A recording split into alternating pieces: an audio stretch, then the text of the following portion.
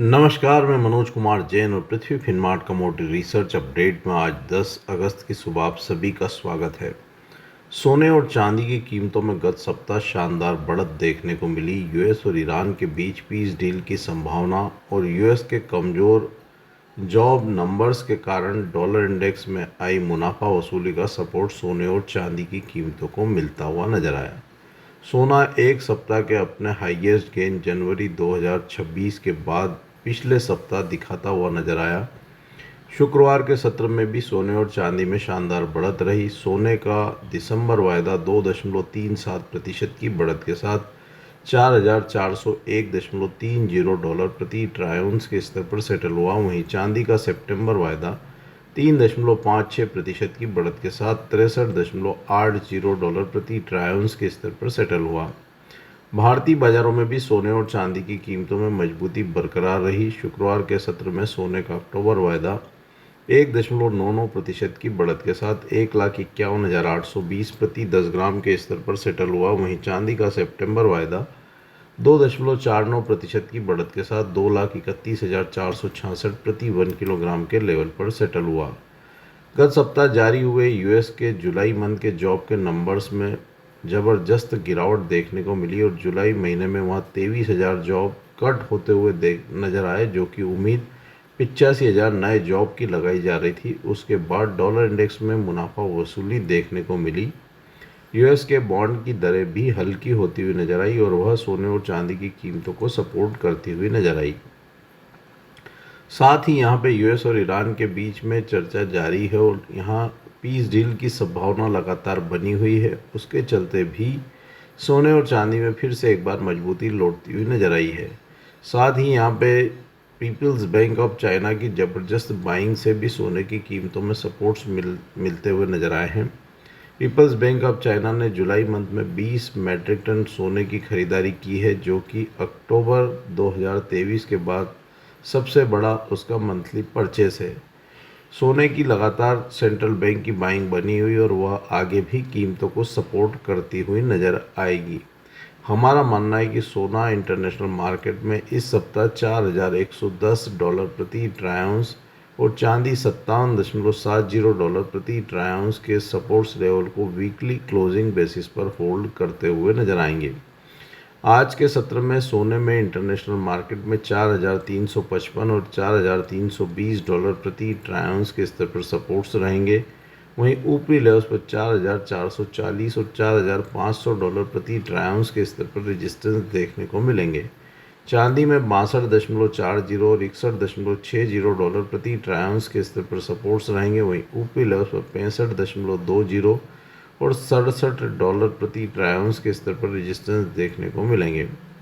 भारतीय बाजारों में सोने में 1,50,500 और 1,49,100 के स्तर पर सपोर्ट्स रहेंगे। वहीं ऊपरी लेवल्स पर 1,53,650 और 1,55,000 के स्तर पर रेजिस्टेंस देखने को मिलेंगे, जबकि चांदी में 2,29,200 और 2,27,000 के स्तर पर सपोर्ट्स रहेंगे। ऊपरी लेवल्स पर 2,34,400 और 2,38,000 पर रेजिस्टेंस देखने को मिलेंगे।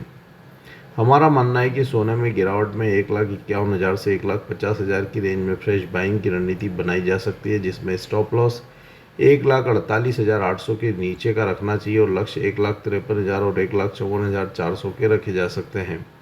चांदी में भी गिरावट में 2,29,000 से 2,27,000 के दायरे में बाइंग की जा सकती है, जिसमें स्टॉप लॉस 2,24,000 के नीचे का लगाकर लक्ष्य 2,34,400 और 2,38,000 के रखे जा सकते हैं। कच्चे तेल की अगर बात करें तो कच्चे तेल में लगातार दूसरे सप्ताह गिरावट देखने को मिली। यूएस और ईरान के बीच पीस डील की संभावनाओं के चलते कच्चे तेल की कीमतों में दबाव देखने को मिला है। WTI की कीमतें 78 डॉलर प्रति बैरल और ब्रेंट की कीमतें 83 डॉलर प्रति बैरल के नीचे क्लोज करती हुई नजर आई। हालांकि भारतीय बाजारों में कच्चा तेल शुक्रवार के सत्र में आधा प्रतिशत से मामूली बढ़त के साथ 7,424 प्रति बैरल के लेवल पर सेटल हुआ। यूएस और ईरान के बीच में पीस डील की संभावनाएं बरकरार है। साथ ही ओपेक प्लस के द्वारा 1,88,000 बैरल प्रति दिन उत्पादन में बढ़ोतरी के संकेत दिए गए हैं और गत सप्ताह यूएस के कच्चे तेल के स्टॉक में भी बढ़त देखने को मिली थी। इन सभी कारणों के चलते कच्चे तेल की कीमतों में दबाव आता हुआ नजर आया। हालांकि डॉलर इंडेक्स की कमजोरी से कीमतों में निचले स्तरों पर सपोर्ट्स भी बने हुए हैं। हमारा मानना है कि कच्चे तेल की कीमतों में इस सप्ताह भी यहाँ वॉलेटिलिटी बनी रहेगी और WTI की कीमतें अब 70 से $84 प्रति बैरल के दायरे में बनी रह सकती है। इंटरनेशनल मार्केट में कच्चे तेल के लिए $74 प्रति बैरल मेक और ब्रेक लेवल है। कीमतें अगर इस सपोर्ट्स लेवल को होल्ड करती है तो एक पुलबैक $82 प्रति बैरल तक देखने को मिल सकता है। वहीं $74 प्रति बैरल के नीचे क्लोज करने पर कीमतें फिर $68 प्रति बैरल की ओर भी जाती हुई नजर आएगी। इसलिए $74 प्रति बैरल के स्तर पर नज़र रखकर चलने की सलाह रहेगी। भारतीय बाजारों में कच्चे तेल की कीमतों में आज के सत्र में 7,245 के स्तर पर सपोर्ट्स रहेंगे। वहीं कीमतें ऊपरी स्तरों पर 7,620 से 7,770 के रेंज में रेजिस्टेंस फेस करती हुई नजर आएगी। नेचुरल गैस में शुक्रवार के सत्र में निचले स्तरों से कुछ बार्गेन बाइंग जरूर आती हुई नजर आई, लेकिन कीमतें ऊपरी स्तरों पर लगातार रेजिस्टेंस दिखा रही है। इंटरनेशनल मार्केट में कीमतें $3 के नीचे बनी हुई और भारतीय बाजारों में भी 288 के स्तर के नीचे सस्टेन होती हुई नजर आ रही है। आज के सत्र में कीमतें 249 से 260 के दायरे में देखने को मिल सकती है। बेस मेटल्स की अगर बात करें तो बेस मेटल्स में चौतरफा मजबूती आती हुई नजर आई। हालांकि शुक्रवार के सत्र में वहाँ मिला जुला कारोबार रहा। ऊपरी स्तरों पर कुछ हल्की मुनाफा वसूली वहाँ मेटल्स में आती हुई नजर आई, जिसके चलते कॉपर 0.25% की गिरावट के साथ $14,036.43 प्रति मेट्रिक टन के स्तर पर सेटल हुआ। हालांकि कमजोर यूएस जॉब आंकड़ों के चलते डॉलर इंडेक्स में आई मुनाफा वसूली और बॉन्ड की दरों में गिरावट से मेटल की कीमतों में सपोर्ट्स देखने को मिले हैं। साथ ही ग्लोबल इक्विटी मार्केट में लौटी तेजी से भी मेटल की कीमतों को सपोर्ट है। हालांकि यूएस के सदन में रशियन ऑयल खरीदने वाले देशों के ऊपर 100% टैरिफ के प्रस्ताव वाला बिल पास होने के बाद मेटल मार्केट में कुछ ऊपरी लेवल्स पर रेजिस्टेंस जरूर देखने को मिले हैं। कॉपर की कीमतें $14,000 प्रति मेट्रिक टन के स्तर के ऊपर क्लोज करती हुई नजर आई और कीमतें अगर इस लेवल के ऊपर सस्टेन होती है तो यहाँ $14,400 प्रति मेट्रिक टन के स्तर देखने को मिल सकते हैं। जिंक की कीमतें $3,800 प्रति मेट्रिक टन के स्तर को टेस्ट करने के बाद मुनाफा वसूली के चलते $3,700 प्रति मेट्रिक टन के नीचे क्लोज करती हुई नजर आई, लेकिन यहाँ $3,550 प्रति मेट्रिक टन जिंक के लिए मजबूत सपोर्ट्स रहेंगे और कीमतें निचले स्तरों से फिर एक बार रिकवरी भी दिखा सकती है। एल्यूमिनियम की कीमतें $3,200 प्रति मेट्रिक टन के स्तर को पार करती हुई नजर आई और वहाँ $3,310 प्रति मेट्रिक टन के स्तर देखने को मिल सकते हैं। भारतीय बाजारों में भी ओवरऑल बेस मेटल पैक में मजबूती ही देखने को मिली और निचले स्तरों पर यहाँ सपोर्ट्स ही देखने को मिल रहे हैं। आज के सत्र में भारतीय बाजारों में एल्यूमिनियम अगस्त वायदा में 348 और 346 के स्तर पर सपोर्ट्स रहेंगे। वहीं ऊपरी लेवल्स पर 353 और 356 पर रेजिस्टेंस देखने को मिलेंगे, जबकि कॉपर अगस्त वायदा में 1357 और 1349 के स्तर पर सपोर्ट्स रहेंगे। ऊपरी लेवल्स पर 1381 और 1396 के स्तर पर रेजिस्टेंस देखने को मिलेंगे। लेड का अगस्त वायदा 195 से 200 के दायरे में बना रह सकता है। वहीं निकल अगस्त वायदा में 1621 और 1612 के स्तर पर सपोर्ट्स रहेंगे। ऊपरी लेवल्स पर 1638 और 1647 पर रेजिस्टेंस देखने को मिलेंगे। जिंक अगस्त वायदा में 386 और 383 के स्तर पर सपोर्ट्स रहेंगे। वहीं ऊपरी लेवल्स पर 395 और 401 पर रेजिस्टेंस देखने को मिलेंगे। एग्रो कमोडिटीज़ की अगर बात करें तो गत सप्ताह वहाँ भी उठापटक देखने को मिली और ऊपरी लेवल्स पर वहाँ रेजिस्टेंस देखने को मिले। कच्चे तेल की कीमतों में आई गिरावट का असर ऑयल सीड्स और एडिबल ऑयल पर पड़ता हुआ नजर आया और वहाँ CBOT सोयाबीन वायदा में नरमी रही। बाकी एग्रो कमोडिटीज़ भी ऊपरी लेवल्स पर रेजिस्टेंस दिखाती हुई नजर आई। हालांकि US ईरान डील की संभावना और डॉलर इंडेक्स में आई मुनाफा वसूली का सपोर्ट एग्रो कमोडिटीज़ में बना हुआ है।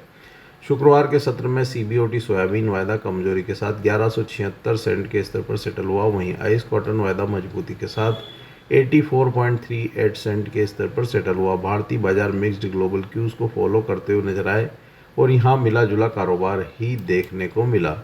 कैस्टर सीड का सितंबर वायदा हल्की गिरावट के साथ 7,193 के स्तर पर सेटल हुआ।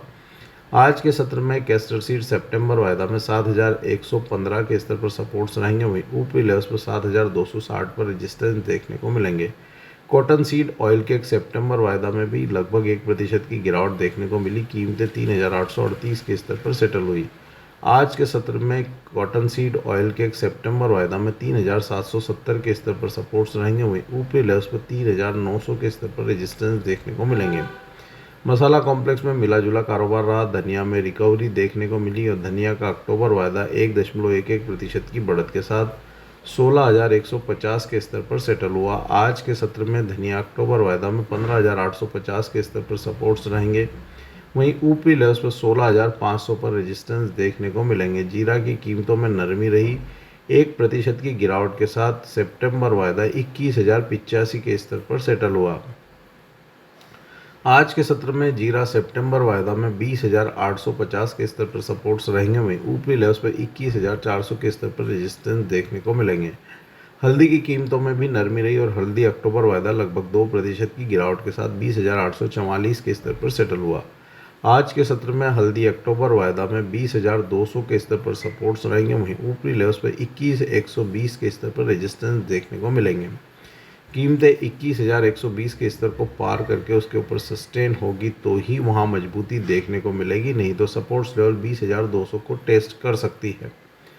ग्वार कॉम्प्लेक्स में हल्की रिकवरी देखने को मिली। ग्वार सीड का सितंबर वायदा 6,280 के स्तर पर सेटल हुआ।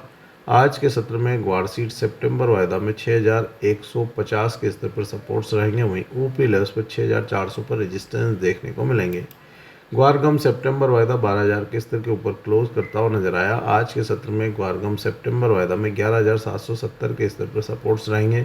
वहीं ऊपरी लेवल्स पर 12,400 पर रेजिस्टेंस देखने को मिलेंगे।